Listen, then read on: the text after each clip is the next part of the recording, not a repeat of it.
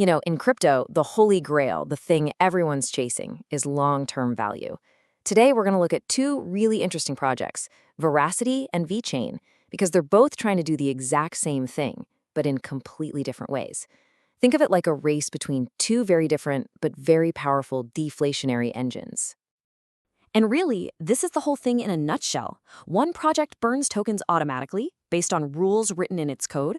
The other one takes profits from its real-world business, actual cash, and uses that to burn tokens. It's two philosophies, two paths, aiming for the same destination.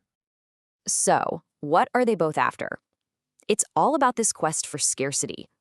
In any asset class, but especially in digital assets, if you can make something scarcer over time, you've got a powerful recipe for potentially increasing its value. And this is the key takeaway here. They share the same goal, deflation, make the token supply go down, but they've built two totally different engines to get there.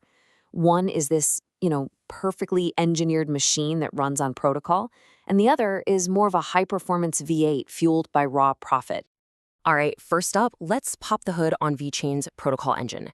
Think of this as a machine that runs on pure logic. Every single action is automated, and the rules of the road are baked right into the code itself.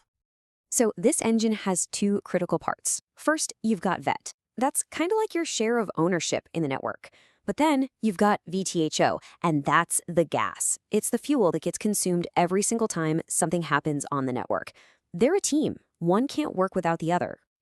And check out how this works. It's actually super elegant. Every time somebody uses the VeChain network, say to track a luxury handbag from the factory to the store, they pay a tiny fee in VTHO. And then, poof, 100% of that VTHO is just gone, destroyed permanently. So, you see the flywheel here, right? The more the network gets used, the more VTHO gets burned. It creates this direct, predictable, and totally measurable system for reducing the supply. It's not based on a team's decision or anything like that. It's just how the machine is built. It just works. Okay, let's switch gears and take a look at the other car in this race, Veracity's profit engine. This one isn't powered by on-chain activity. Nope. It's fueled by its success as a straight-up, real-world business. Now, the heart of this engine is a piece of tech they call proof of view, and it solves a massive billion-dollar problem for advertisers, ad fraud.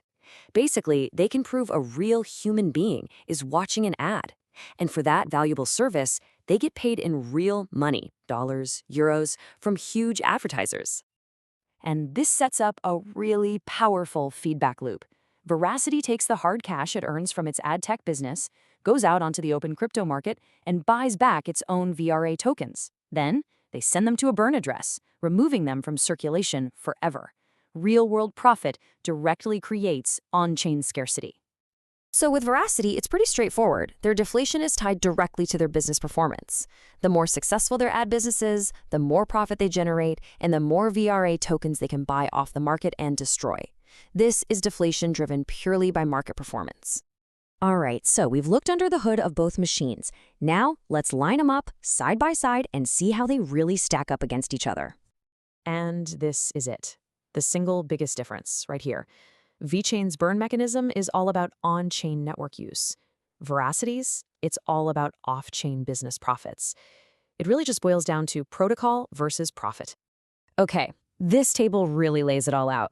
You see some similarities, right? Both have or will have a dual token model.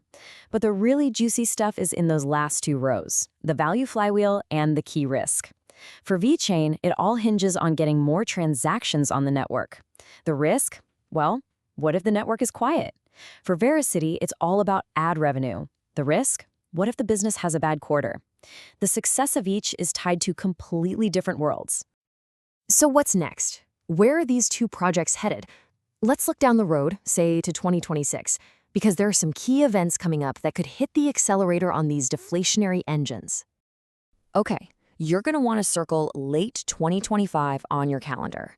VeChain is making a change that'll tighten how its gas token, VTHO, is created, which could really squeeze the supply.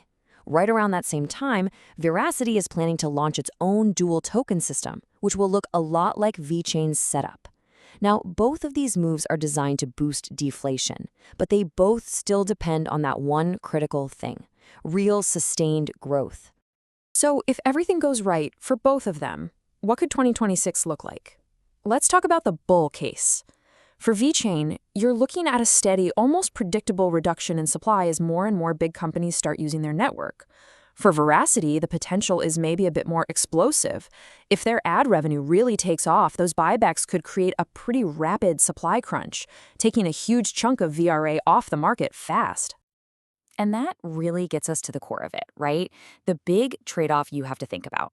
VeChain offers this steady, reliable, protocol-enforced deflation. It's predictable, it's built into the code. Verasity, on the other hand, offers potentially a much higher upside, but that comes with the risk of having to execute and win in a super competitive real-world market. It's kind of like the tortoise versus the hare. So, it all comes down to this one big question. In this fascinating race to create scarcity and long-term value, which engine do you think will come out on top? The clean, mathematical certainty of code, or the raw, powerful horsepower of real-world cash? It's going to be a fun one to watch.